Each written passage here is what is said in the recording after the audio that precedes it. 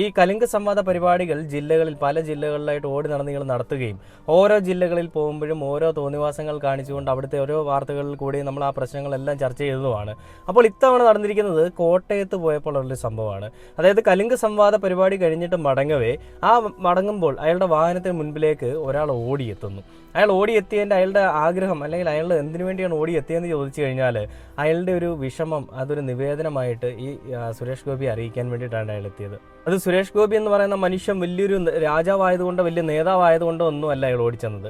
അയാളൊരു കേന്ദ്രമന്ത്രിയാണ്. കേന്ദ്രമന്ത്രിയെ കണ്ട് കാര്യങ്ങൾ അറിയിക്കുമ്പോൾ അതിനൊരു സൊല്യൂഷൻ കിട്ടുമെന്നുള്ളൊരു ചിന്താഗതി മൂലമാണ്, തെറ്റായ ചിന്ത മൂലമാണ് അയാൾ ഓടി ഈ സുരേഷ് ഗോപി പോകുന്ന ഈ വാഹന വ്യൂഹത്തിൻ്റെ മുൻപിലേക്ക് ചെന്നത്.